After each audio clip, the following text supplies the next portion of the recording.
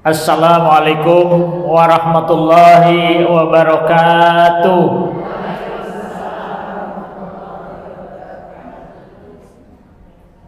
Ini baru sebagian kecil yang menjawab.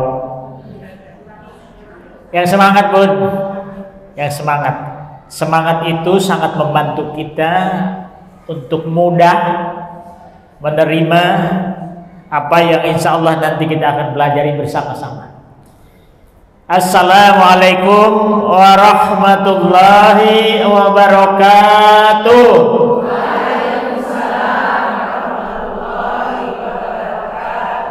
Ini baru al-hijrah. Semangat hijrahnya itu terasa. Masya Allah. Terima kasih. Alhamdulillah. Alhamdulillahilladzi akhrajakum min butuni ummahatikum la ta'lamuna syai'an wa ja'ala lakumus sam'a wal absara wal af'ida la'allakum tashkurun. Asyhadu an la ilaha illallah wahdahu la syarika lah al-malikul haqqul mubin wa asyhadu anna Muhammadan abduhu wa rasuluh la nabiyya ba'dah. Allahumma shalli wa sallim wa barik ala Muhammad wa ala alihi wa sahbihi wa man tabi'ahum bi ihsani ila yaumiddin. Qala Allah ta'ala fi kitabil karim, a'udzu billahi minasy syaithanir rajim. Bismillahirrahmanirrahim. Ya ayyuhalladzina amanu taqullaha haqqa tuqatih wa la tamutunna illa wa antum muslimun. Qala aidan ya ayyuhalladzina amanu taqullaha wal tandur nafsum ma qaddamat liqad wattaqullaha innallaha khabirum bima ta'malun. Sadaqallahul azim. Ibu-ibu semua, bunda-bunda soleha yang saya takdimi, alhamdulillah kita sangat bersyukur, dan rasa syukur kita semata-mata kita tunjukkan hanya kepada Allah Subhanahu wa taala yang masih berkenan menitipkan kepada kita amanah kehidupan ini. Kita masih diperkenankan ya menghembuskan nafas dengan lancar, menghirup udara ini dengan mudah.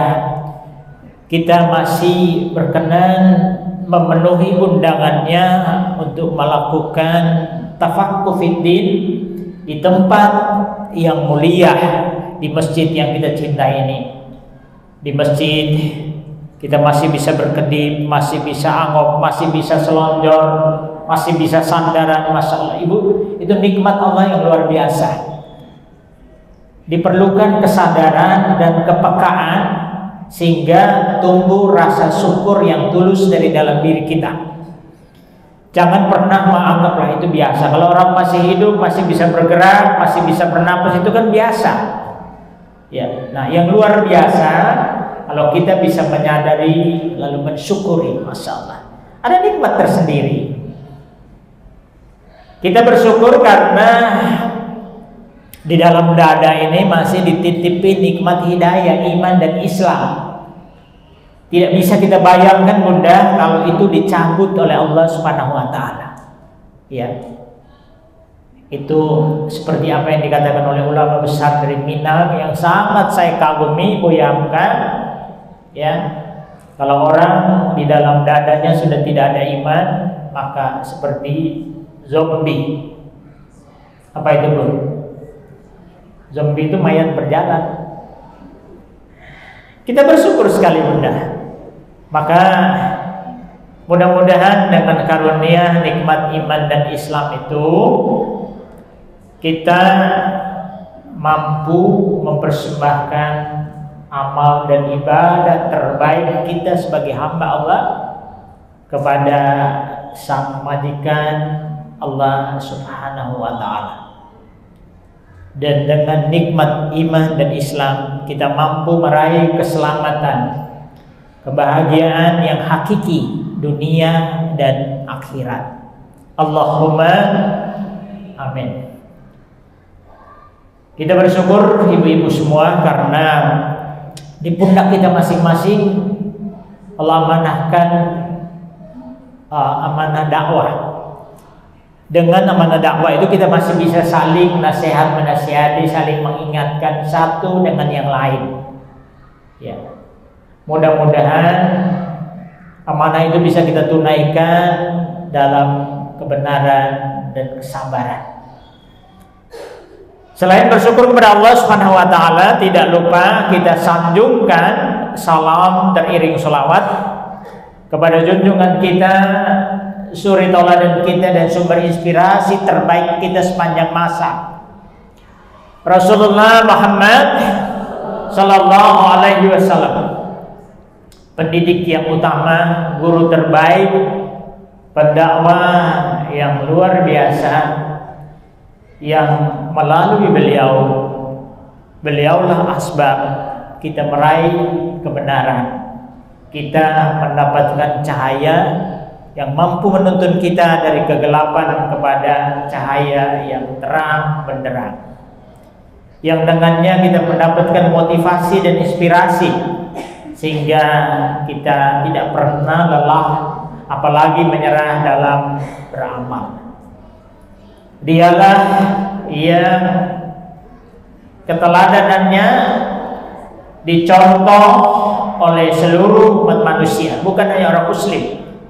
Orang bukan muslim pun terinspirasi dengan apa yang beliau contohkan. Contoh sederhana.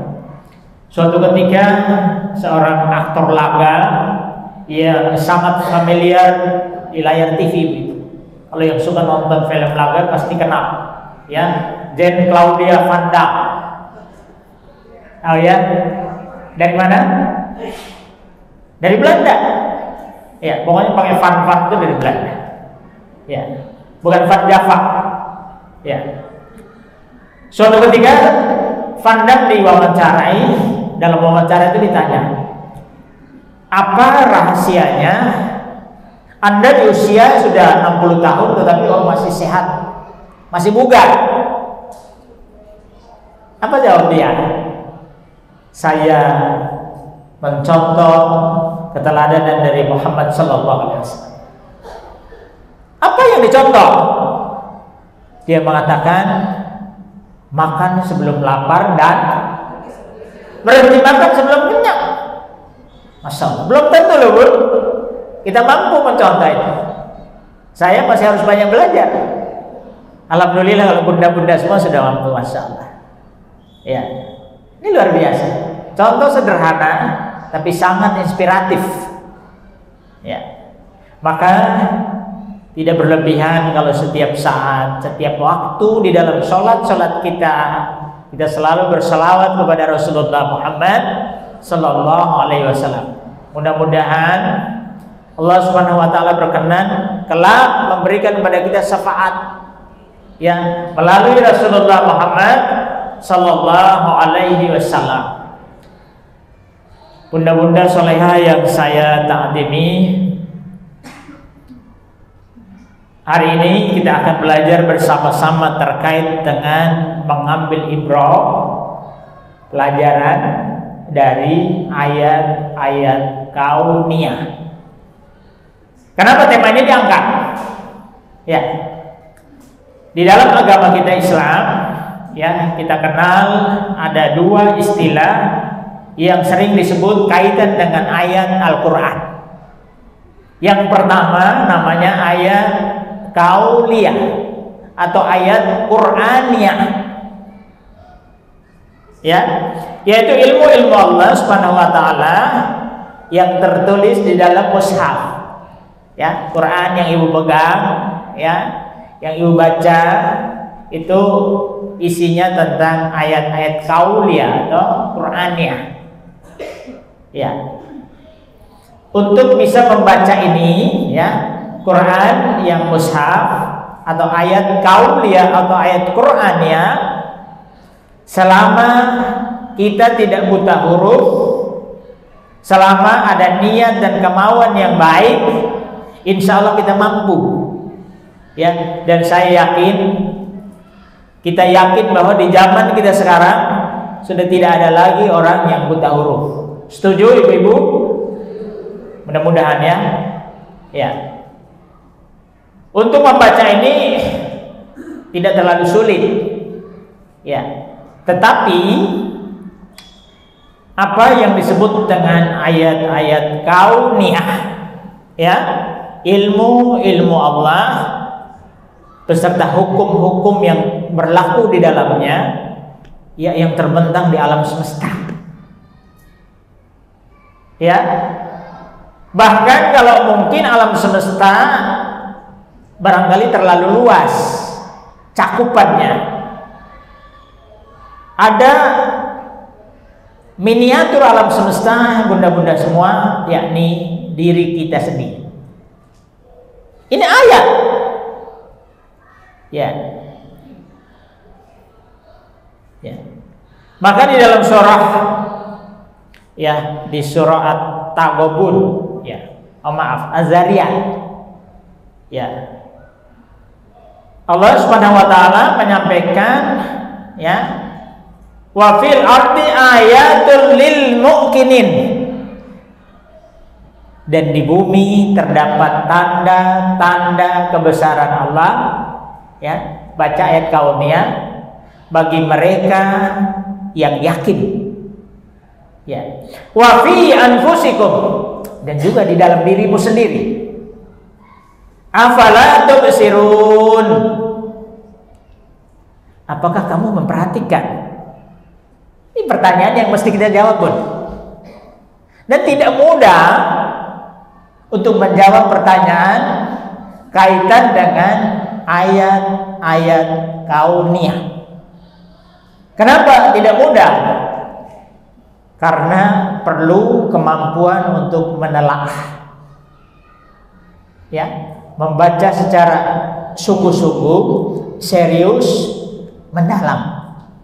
Baru kita bisa menemukan pesannya, makna tersirat yang ada di dalam ayat-ayat kauniyah. Bunda-bunda yang dimuliakan Allah Subhanahu wa taala, saya ingin memberi satu contoh hari ini terkait dengan ayat-ayat kauniyah. Jadi ayat kauniyah itu bisa berupa peristiwa, kejadian, musibah, bencana, pengalaman, realitas yang terbentang di dalam alam semesta. Ada perkataan orang-orang yang kita dengar, ada kejadian yang kita lihat. Ya, di sana sesungguhnya ada pesan, ada ayat yang membutuhkan kemampuan untuk bisa mengungkap. Ya, ibu-ibu yang dimuliakan Allah Subhanahu wa taala,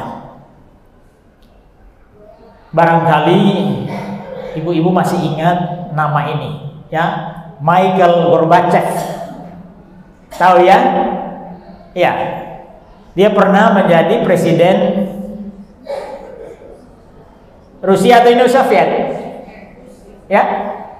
Kalau yang sekarang Rusia, ya, dulu Uni Soviet. Rusia, ya. Ya. Tahun 90 sampai 1991. Ya. Sebelum menjadi presiden Rusia, ya, tahun 1985 ketika masih menjadi ketua Partai Komunis, ya, dia mencanangkan ada program yang dikenal dengan Glasnost dan Perestroika. Glasnost itu perubahan di bidang hukum. Kalau Perestroika itu terkait dengan restrukturisasi di bidang ekonomi. Ya, kondisi Rusia ketika sebelum Gorbachev itu mengalami kehancuran di bidang hukum dan ekonomi. Maka ketika dia menjabat sebagai ketua Partai Komunis, dia mencanangkan dua program. Bukan program itu yang penting, Bun, tetapi perkataannya berikut ini. Ya, dia mengatakan begini: untuk menghancurkan sebuah bangsa tidak perlu diperangi dengan senjata modern, Tidak usah. Lalu bagaimana caranya? Cukup dengan menghancurkan 3 pilar penyangganya. 3 pilar. Apa itu? Yang pertama, rusak institusi pendidikan. Institusi pendidikan dirusak, dihancurkan. Bagaimana caranya? Caranya dengan mengubah mindset, orientasi dari para guru yang semula lillah, ya, dia mengajarkan ilmu itu untuk mencari ridha Allah, ikhlas karena Allah, dirubah menjadi orientasinya materi, kejar target, tidak peduli si murid mengerti atau tidak, ya, apa yang diajarkan itu membawa perubahan perilaku atau tidak, itu bukan urusanku. Yang penting jam mengajar saya, ya, targetnya dalam sepekan misalnya harus berapa jam pelajaran, itu tercapai. Dan nanti sampai akhir bulan atau awal bulan bisa dapat bayar. Ini cara yang sangat efektif. Ibu-ibu yang dirahmati Allah, kira-kira sudah terjadi belum fenomena ini? Mohon maaf bila di antara bunda-bunda solehah ini ada yang berprofesi sebagai guru atau mantan guru, ya, mohon maaf. Sekali lagi saya menyampaikan dalam konteks bagaimana mengambil pesan, ibrah, pelajaran dari ayat-ayat kauni. Ini ayat, ya, ya. Kita lihat ayat kaulianya nanti apa, ya, dari persoalan ini, ya. Ketika ayat kauliah, ayat Qur'annya sudah diturunkan, sudah dibacakan, sudah dijelaskan, tetapi mohon maaf ibu-ibu kalau diksi yang saya pakai kurang tepat, kurang berkenan. Kalau kita belum ngeh, maka Allah punya cara bagaimana supaya kita bisa mengerti pesan-pesan yang Allah sampaikan. Caranya bagaimana? Ya, turunkan kejadian, peristiwa, perkataan orang-orang besar, tokoh-tokoh masyarakat, tokoh-tokoh bangsa. Coba kita perhatikan, kita simak dengan baik. Di balik itu ada ayat untuk kita renungkan. Ya, ibu-ibu yang dimuliakan Allah Subhanahu wa taala. Ya. Jadi pilar pertama, bagaimana kita menjaga, ya, ruh, semangat mengajar dari para guru. Ya. Ingat, yang dirusak, yang mau dirubah adalah dari lillah kepada, ya, bisnis orienting. Ya, orientasinya bisnis. Ya.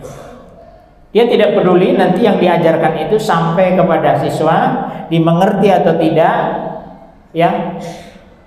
Itu bisa membawa perubahan pola pikir, pola sikap, pola tindak, ya, atau tidak, itu bukan urusan guru. Ya, yang penting dia menyampaikan aja. Kita harus hati-hati. Nah, maka kaitan dengan ini kita perlu mengingatkan kembali bahwa apapun profesi kita, ya, yang Allah Subhanahu wa taala pilihkan untuk kita, ya, bisa beragam, bisa bermacam-macam. Ya. Kita sama-sama sesungguhnya mencangkul, jadi petani cangkul, tetapi alatnya berbeda. Kalau petani yang beneran, dia pakai pacul, pakai arit, ya, pakai alat, ya, bertani dalam arti sesungguhnya. Ya, dokter juga petani, cuma cara dia menyangkul kan pakai jarum, pakai stetoskop, ya kan? Teman saya mualaf, dokter spesialis penyakit dalam, dia mengatakan saya juga petani, cuma cara saya mencangkul dan alatnya berbeda. Apa ibu-ibu maksudnya? Apapun alat yang kita gunakan, jalan yang kita tempuh, tetapi harusnya niat kita satu dan sama. Apa itu? Mencari ridho Allah Subhanahu wa Ta'ala. Kenapa harus ridho? Halo Bun, kenapa kok sedikit-sedikit ridho, sedikit-sedikit ridho? Apa sih ridho? Halo? Coba. Kalau nggak salah saya pernah menyampaikan di sini. Ya, nanti dibaca tafsirnya ayat surah Taubah ayat 100. Ya, itu bicara soal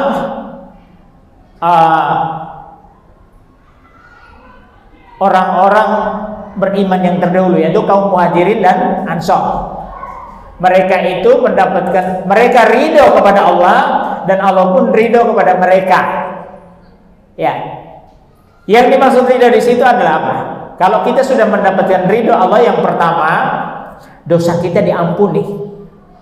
Ya, kalau orang sudah mendapatkan ridho Allah, maka yang pertama dosanya diampuni. Yang kedua, amalnya diterima. Dan yang terakhir, ya, Allah tidak lagi murka kepadanya, dia terbebas dari murka Allah. Maka ini yang perlu kita minta. Ya, nggak usah minta ini, minta itu, macam-macam. Boleh minta memang. Ya, Allah beri kita kebebasan meminta, tetapi kecerdasan kita diuji saat minta. Ya, minta apapun dikasih. Karena apa? Allah Maha Pengasih, yang tidak pilih kasih. Jangankan orang beriman yang minta, yang tidak beriman pun dikasih. Tetapi ujiannya di situ. Kamu minta apa? Ya, orang beriman itu minta yang apa-apa yang bisa membawa kebaikan bagi dia, kebahagiaan baginya, keselamatan baginya dunia dan akhirat. Ya, cukup pintar ridho saja. Apa yang lebih penting daripada tiga ini? Dosa diampuni. Kita semua pendosa, ya. Kita semua pendosa benar. Ya. Yang kedua, karena kita pendosa, kita pasti membutuhkan ampunan dari Allah Subhanahu wa Ta'ala. Ya. Tidak ada yang lebih menggembirakan ketika dosa-dosa kita diampuni oleh Allah Subhanahu wa Ta'ala. Ya. Kemudian kita selalu minta supaya amal-amal kita diterima oleh Allah Subhanahu wa Ta'ala. Kalau dosa yang menjadi penghambat, dikabulkannya doa seorang hamba, diterimanya amal seorang hamba, sudah diampuni, ya sudah, amal diterima. Kemudian Allah tidak lagi murka kepada kita, maka kita minta ridha Allah Subhanahu wa Ta'ala. Ya, dengan bahasa yang ringkas di dalam agama kita, dalam Islam dikatakan, ya, ikhlas lillahi ta'ala. Apa itu ikhlas, Bu? Ikhlas saja. Ya. Apakah kalau orang ikhlas itu, ya, dia tidak akan mendapatkan apapun? Halo? Orang yang niat bekerja mencari uang, materi, ya, jadi bisnis oriented, dengan yang lillah, apakah yang lillah itu tidak mendapatkan apa-apa? Tidak. Ya, bahkan dia mendapatkan lebih banyak. Kenapa? Karena apa yang dia lakukan sudah diridhai oleh Allah. Lalu bagaimana cara kita mengukur keikhlasan seseorang? Bagaimana caranya kita tahu kalau orang ini ikhlas dalam bekerja atau tidak? Ya, bunda-bunda yang dirahmati Allah Subhanahu wa Ta'ala.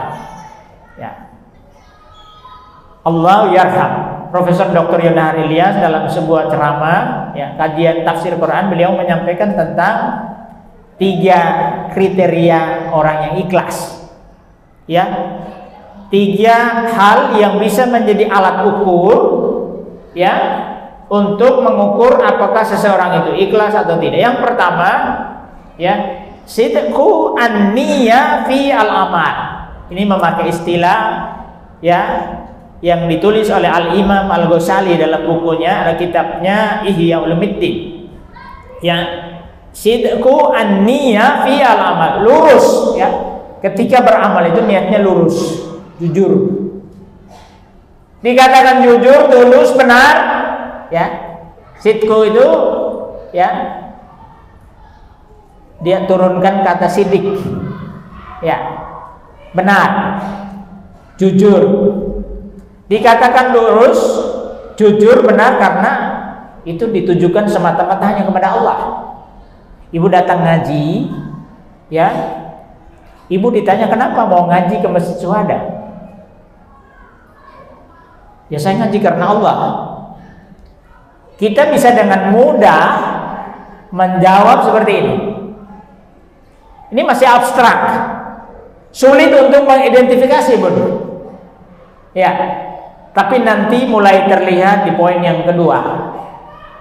Ya, orang sudah mengatakan saya melakukan ini, saya bekerja ini, saya melakukan aktivitas ini, ibadah ini, amal itu karena Allah, maka akan diikuti dengan poin yang kedua yang disebut dengan itqon al-amal. Ya, itqon al-amal itu beramal dengan sungguh-sungguh, harus tenanan, serius, tidak boleh main-main, tidak boleh tanggung-tanggung, tidak boleh setengah-setengah, harus total. Ya, contoh. Jadi orang kalau sudah dia mengatakan saya datang ke Syuhada untuk mengaji karena Allah, dia datang duduk di depan, siapkan catatan dan alat tulis. Ya, dia mau memenuhi kualifikasi yang paling atas, yang membuktikan kesungguhannya. Ya, apakah yang duduk di belakang nggak mau catatan, nggak mau alat tulis, tidak sungguh-sungguh? Tidak. Dia juga sungguh-sungguh, cuma kadarnya kan beda. Bagaimana kalau dengan yang duduk santai-santai sambil selonjor? Sungguh-sungguh juga. Nah, nggak apa-apa, Bun.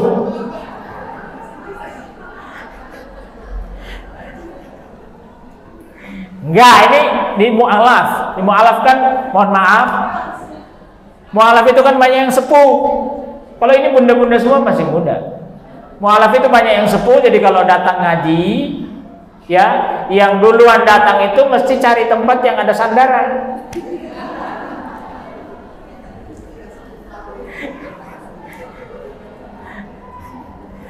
Padahal yang datang duluan itu kan yang masih semangat, tepat waktu. Itu yang muda-muda. Yang sepuh-sepuh yang belakangan harus duduk di depan. Ya. Jadi itqon al-amal harus ditunjukkan. Kalau sudah mengatakan saya lillah, ikhlas karena Allah, maka diikuti dengan itqon al-amal. Harus sungguh-sungguh tenanan. Jangan main-main. Ngantuk sedikit bolehlah, enggak apa-apa, yang penting jangan tidur. Loh, kenapa, Bu? Lebih mulia, lebih terhormat, lebih bernilai ngantuk di pengajian daripada ngantuk di rumah nonton TV, ya. Tapi biasanya nonton TV nggak ngantuk, ya kan? Baca WA nggak ngantuk udah, ya. Jadi ada hubungan, Bun. Kalau tadi masih abstrak, saya niat karena Allah, oke. Gimana cara niteninya? Orang mengatakan saya niat karena Allah, gampang, semua orang bisa. Nah, nanti kelihatan. Yang kedua tadi, iki tenanan apa enggak? Kalau tenanan berarti benar yang pertama tadi. Ya. Jadi harus bersungguh-sungguh. Banyak kita orang muslim yang namanya itu tercantum di macam-macam organisasi. Jadi pengurus, tapi nggak pernah hadir. Kalau rapat jarang hadir. Ya. Kalau hadir bawa makanan sendiri dari rumah, jadi selama rapat makan sendiri. Nah, itu berarti itqon al-amalnya kurang. Ya. Ini yang mesti perlu kita evaluasi, Bun. Jadi harus sungguh-sungguh. Kalau sudah menyiapkan diri, menyanggupi untuk menjadi pengurus di sini, organisasi ini, organisasi itu, harus sungguh-sungguh. Jangan tanggung-tanggung. Karena itu pertanda bahwa kita ikhlas karena Allah. Nah, yang terakhir, tanda kalau orang ikhlas. Ya. Kalau sudah niat karena Allah, kemudian diikuti dengan sungguh-sungguh dalam berjuang, beramal, ya, dampaknya adalah sukses. Ujian lagi di situ, ya. Maka ketika dia sudah sukses, apakah kesuksesan itu dipek untuk dirinya sendiri ataukah bermanfaat luas untuk banyak orang? Kalau sudah sukses, lalu kesuksesan itu dinikmati untuk dirinya sendiri, kelompoknya sendiri, berarti dia tidak ikhlas. Orang ini sebenarnya tidak ikhlas untuk sukses. Itu menyalahi rumus, ya. Jadi unsur ketiga ini namanya zauda al-ada, ya. Harus punya nilai sosial, dampak sosial yang luas, ya, bermanfaat luas untuk banyak orang, ya. Ada mahasiswa ketika masuk fakultas kedokteran ditanya, kenapa kamu mau jadi dokter? Ya saya ikhlas karena Allah, ya. Nah, kemudian selama belajar, ya, sama dengan sangat sungguh-sungguh sampai akhirnya jadi dokter. Begitu jadi dokter, bayarnya mahal sekali. Karena mahal, yang mampu mengakses, yang bisa berobat ke sana, ke dia tadi, si dokter tadi, hanya orang-orang tertentu. Berarti niat ketika menjadi dokter ini tidak ikhlas. Ukurannya sederhana, Bu, tapi tidak mudah, ya.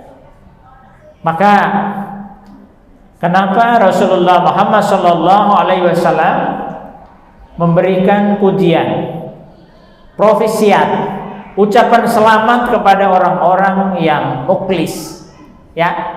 Ikhlas itu perbuatannya, orangnya namanya mukhlis, ya. Kata Nabi dalam sebuah hadis sahih, "Tula lil mukhlisin alladziina idza hadaru lam yukhrifu wa idza ghabu lam yuftakhadu. Ulaika masabihul huda. Tanzali anhum kulla fitnatun dzal." Selamat, profisiat kepada para mukhlisin, orang-orang yang ikhlas. Siapa mereka? Mereka adalah orang-orang yang ketika hadir dalam sebuah majelis tidak ada yang kenal mereka. Biasa saja, dia punya pangkat, punya jabatan, dia sangat populer, tokoh masyarakat. Tetapi ketika hadir dalam sebuah majelis, dia bisa menempatkan dirinya sebagai orang biasa saja. Tidak mau disiapkan tempat yang VIP. Biasa saja dah. Dapat duduk di belakang malah kebenaran, bisa sandaran, alhamdulillah. Ya kan? Jadi ketika datang, mereka tidak disambut. Ya. Nanti ketika pulang, tidak ada yang bertanya-tanya tentang sopo kae. Siapa tuh tadi itu? Ya. Jadi pulang tidak disambut. Datang tidak disambut, pulang tidak ada yang menguntap ke. Dia nggak sakit hati, biasa saja, biasa. Itu tanda orang. Kan ada orang tuh, Bun, ya kalau datang, misalnya, yang sering saya lihat di masjid ini kaitan dengan penceramah, khotib Jumat. Khotib Jumat itu tempatnya udah disiapkan, tulisin di situ ini khotib. Berikutnya sampingnya imam. Nggak boleh ada yang nempati di situ. Dia harus di soft pertama. Padahal apa? Datangnya belakangan, terlambat.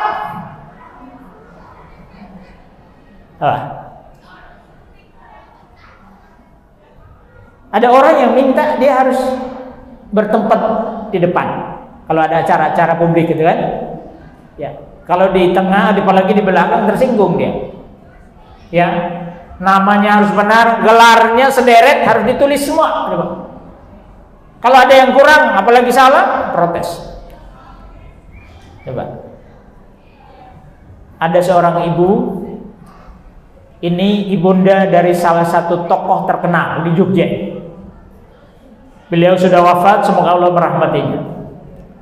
Beliau cerita di kampung halamannya di Jogja Barat, di Sleman Barat.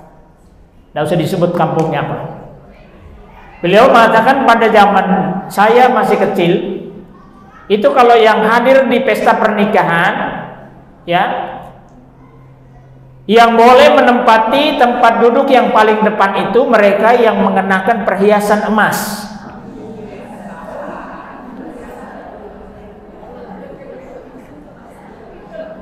Dia emas dulu, nanti semua yang ada emas duduk di depan.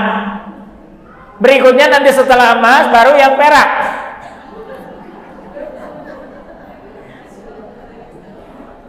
Nah, apa kata ibu itu? Karena kaitan dengan kesuksesan beliau, putra-putranya sukses semua, ya, punya supermarket. Nggak usah sebut namanya ya.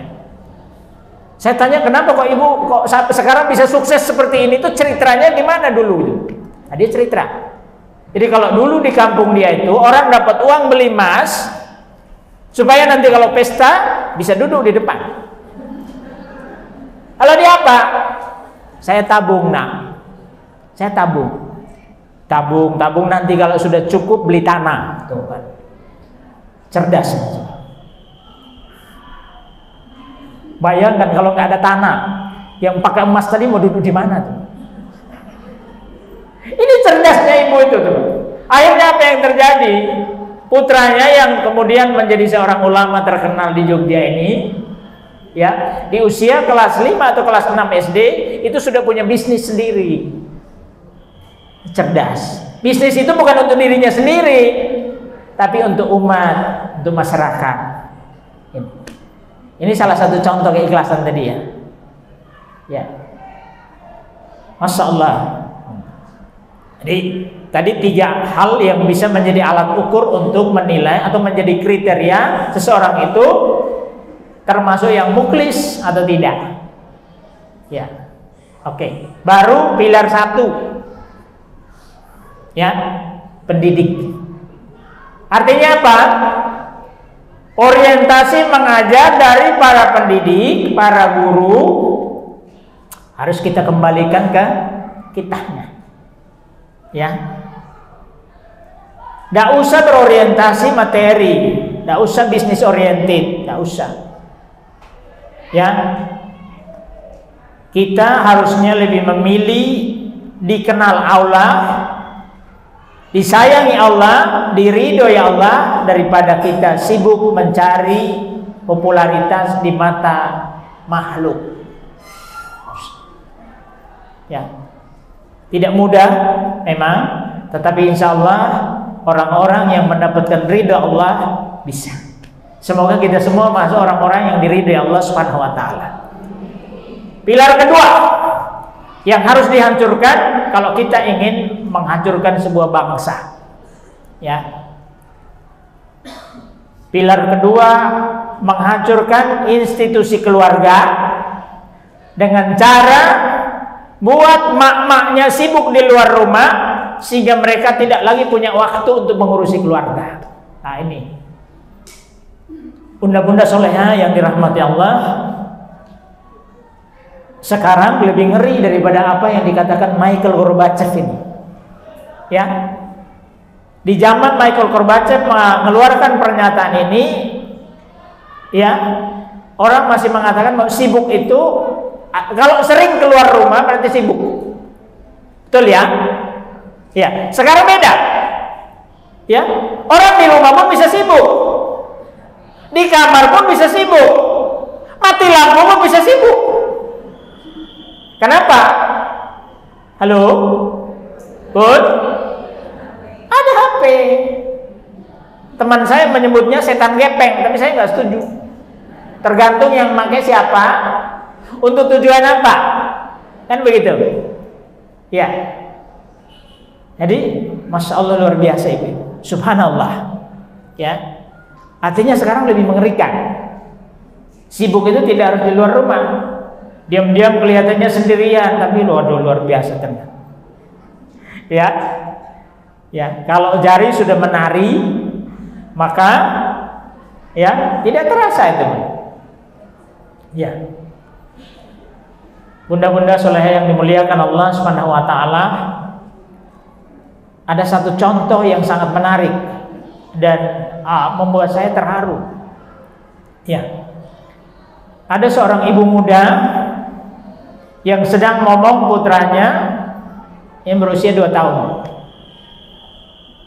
Anak ini bermain di kasur di tempat tidur ya. Ya. Melihat posisi anak ini karena makin lama makin ke pinggir, takut jatuh, maka bundanya memegang dengan tangan kiri. Ya, karena tangan kanannya sedang megang HP. Tahu aja dah ibu-ibu. Ya. Ketika putranya benar-benar jatuh, dia mencoba menahan ya dengan tangan kiri. HP tetap tidak lepas. Ya. Setelah selesai, ya alhamdulillah akhirnya anak ini tidak apa-apa ya, jatuh tapi tidak apa-apa. Ya. Dia sudah mulai bisa berkata-kata.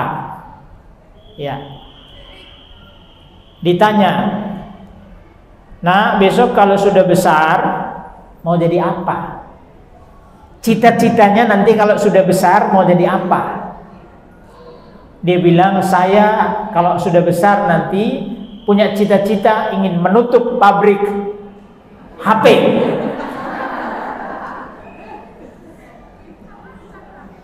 Bundanya itu kaget, "Bu, kok bisa? Bagaimana Bayu? Kok bisa berkata-kata?" Memberikan jawaban yang di luar dugaan bundanya.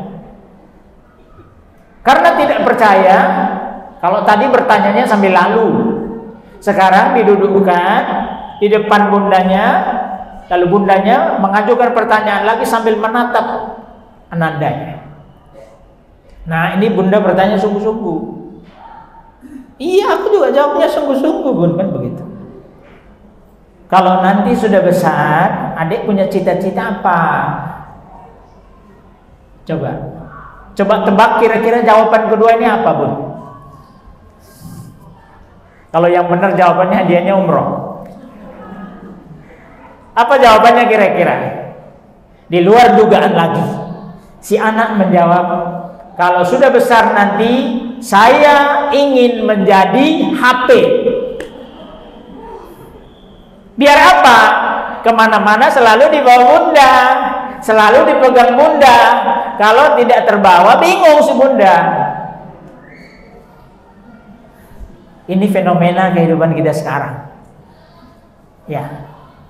Kita tidak sadar bahwa hal-hal yang demikian itu ternyata membuat nilai-nilai agama, budaya yang positif, ya budaya yang positif itu semakin tergerus. Tidak sadar.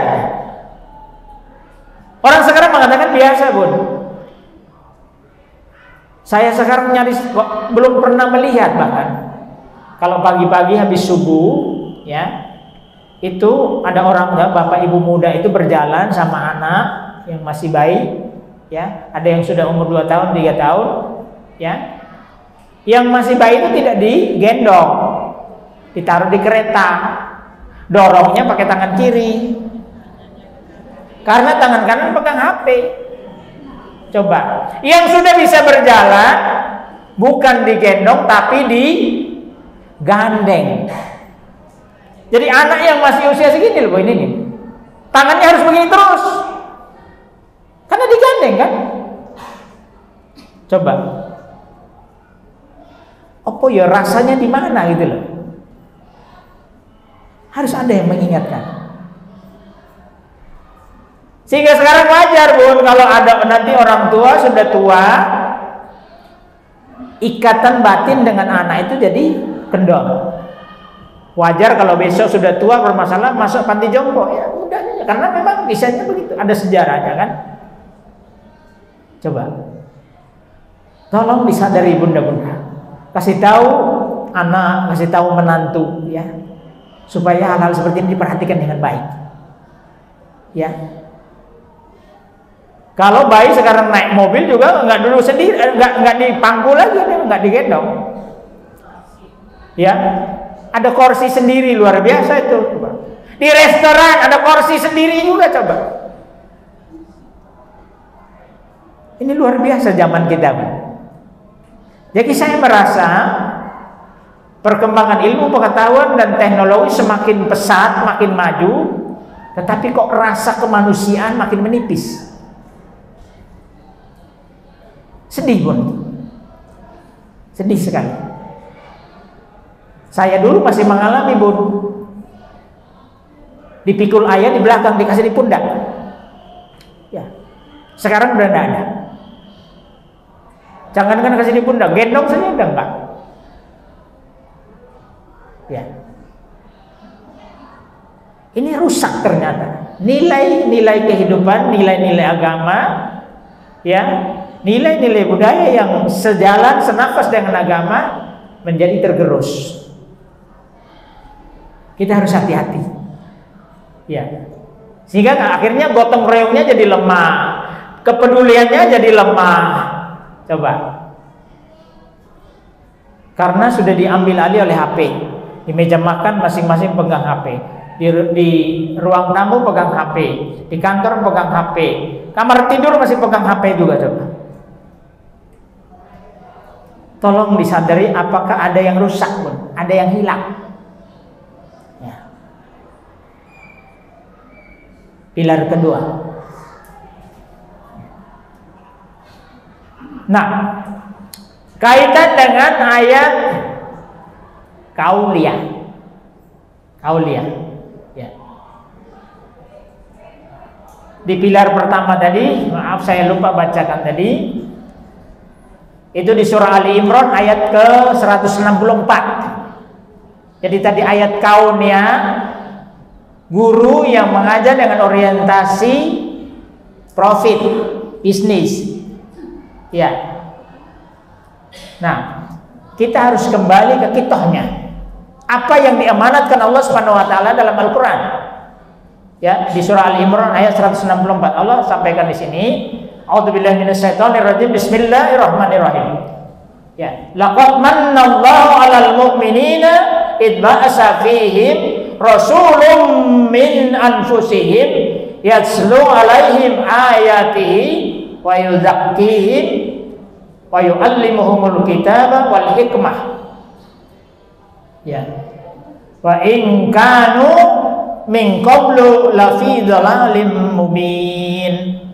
Ya, kata Allah di sini, sungguh Allah telah memberi karunia kepada orang-orang beriman ketika Allah mengutus seorang Rasul Muhammad di tengah-tengah mereka dari kalangan mereka sendiri yang membacakan kepada mereka ayat-ayat Allah, ya, maksudnya Al-Quran, kemudian menyucikan jiwa mereka, lalu mengajarkan kepada mereka kitab Al-Quran dan hikmah.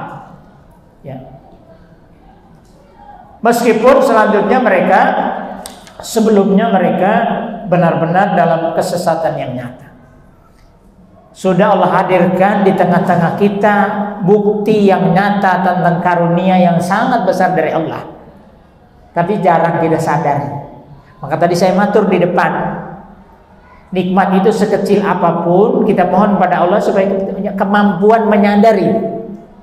Tidak akan tumbuh rasa syukur kalau kita tidak menyadari. Ya. Ya. Ini ayat kauliyah dari yang poin pertama. Sekarang yang poin kedua. Kita sudah sering mendengar ayat ya ayyuhalladzina amanu qu anfusakum wa ahlikum nar.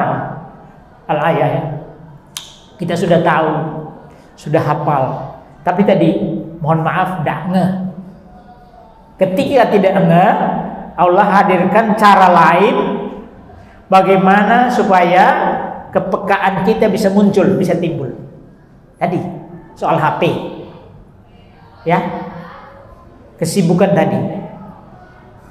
Maka mohon selalu kepada Allah Subhanahu wa taala supaya kita punya, orang beriman itu punya daya peka yang tinggi. Ya. Kalau dalam istilah Al-Qur'an disebut dengan kemampuan furqan. Kemampuan bisa membedakan mana yang baik, mana yang buruk, mana yang benar, mana yang salah. Ini membangun, yang ini merusak. Kita mesti punya kemampuan itu, bunda-bunda. Ya. Setelah punya kemampuan itu, juga minta sama Allah supaya ada keberanian menyampaikan. Sekarang tidak mudah loh, Bun. Kita tahu anak kita salah, tetapi mau menyampaikan, mau diajak diskusi, ajak ngobrol itu tidak mudah. Ya. Bahkan akhirnya kita mengatakan, itu biasa. Anak-anak muda itu biasa, memang begitu. Ya. Kalau itu terjadi, maka lama-lama saya menyebutnya kepekaan spiritual kita menjadi lemah. Menjadi lemah. Berbahagialah ibu-ibu, mohon maaf bunda-bunda yang tanda petik cerewet. Tapi untuk kebaikan, untuk kebenaran. Masya Allah. Ya. Jangan diam. Kalau sudah terkait dengan hal yang prinsip, serius, maka jangan diam. Sampaikan. Ya. Pilar yang ketiga, yang terakhir. Ya. Rusak institusi keagamaan dengan cara yang pertama, mengadu domba antar sesama umat muslim. Sudah terjadi belum? Sudah. Bikin umat itu jauh dari ulamanya, jauh dari masjid, jauh dari sesama muslim. Buat mereka jauh. Saya yakin, bahkan hakul yakin dengan bunda-bunda yang sering ngaji, insya Allah hatinya selalu terpaut dengan masjid, dengan ulama, dengan ilmu, dengan sesama muslim. Tetapi siapa yang bisa menjamin anak-anak kita, keturunan kita, apakah mereka juga seperti kita? Ya, banyak orang tua yang curhat, anak-anak yang ketika masih remaja itu aktif di masjid, ketika sudah SMA, kuliah, itu lebih banyak sibuk di kafe. Kerja tugas di kafe, rapat di kafe, makan di kafe, minum di kafe, apalagi jauh. Ini fenomena. Korban tahun yang lalu, ya 2 tahun lalu, saya di daerah Moyudan, masjid di kampung, di sekelilingnya yang semula dulu itu rumah-rumah penduduk yang sederhana, sekarang di depan masjid persis berdiri kafe yang sangat megah di kampung. Jadi ketika kita sholat di masjid, ya itu ternyata sambil mendengarkan musik di kafe. Coba. Kalau kita jauh dari ulama, jauh dari, berarti kita jauh dari ilmu. Kalau jauh dari ilmu, maka kita mengalami kegelapan. Kenapa? Karena ilmu itu cahaya hati. Coba. Kalau kita jauh dari masjid, berarti kita sedang jauh dari pusat pertahanan Islam. Masjid, pusat pertahanan Islam. Ya. Kalau mau membangun giroh, semangat bertahan, semangat juang secara berjemaah, tidak ada tempat lain yang lebih baik kecuali masjid. Ayo bun. Maka saya bilang apa tadi? Ngantuk nggak apa-apa, di masjid lebih terhormat. Nggak apa-apa daripada ngantuk di kafe, ya kan? Tapi di kafe nggak ngantuk. Ya, jangan jauh dari masjid pun. Masjid itu rumahnya Allah. Mereka yang datang ke masjid untuk memakmurkan masjid, Allah menyebutnya dengan tamu-tamu Allah. Terhormat tuh. Kita mulia. Maka jangan dikira bertamu menjadi duyufur rahman itu tidak harus naik haji umrah. Sebelumnya ke tanah suci kita sudah memakmurkan rumah-rumah Allah yang ada di tanah air. Insya Allah proses untuk menjadi mabrur itu sudah terbangun sejak di tanah air, bun. Karena mabrur itu tidak bisa ujuk-ujuk, tidak bisa. Jangan dikira tidak pernah ke masjid selama di rumah di tanah air, nanti tiba-tiba di sana bisa mabrur. Itu simsalabim namanya. Karena Allah sudah menyampaikan, Innallaha la yughayyiru ma biqaumin hatta yughayyiru ma bi anfusihim. Sesungguhnya Allah tidak akan mengubah nasib seseorang atau suatu kaum kecuali dia atau mereka mau mengubah diri mereka sendiri. Ya. Jadi latihan. Kalau ibunda-bunda yang pengen cita atau punya cita-cita mau haji, bahkan yang mau haji lagi atau mau umroh lagi, selalu dekat dengan masjid. Dekatlah dengan masjid. Ya. Terlalu banyak faedahnya atau keutamaan yang bisa kita sebutkan orang yang sering melangkahkan kakinya ke masjid. Ya. Sekarang kita dibuat supaya kita ragu-ragu dengan agama kita sendiri. Ragu-ragu. Ragu-ragu, Bu. Buktinya apa? Sederhana. Ya. Orang muslim itu tidak mantap kalau dia mengucapkan salam cuma assalamualaikum warahmatullahi wabarakatuh. Tidak mantap itu. Belum afdal. Ya, yang afdal gimana? Sekarang ini loh. Assalamualaikum warahmatullahi wabarakatuh. Salam sejahtera untuk kita semua. Namo Buddhaya. Om Swastiastu. Mas.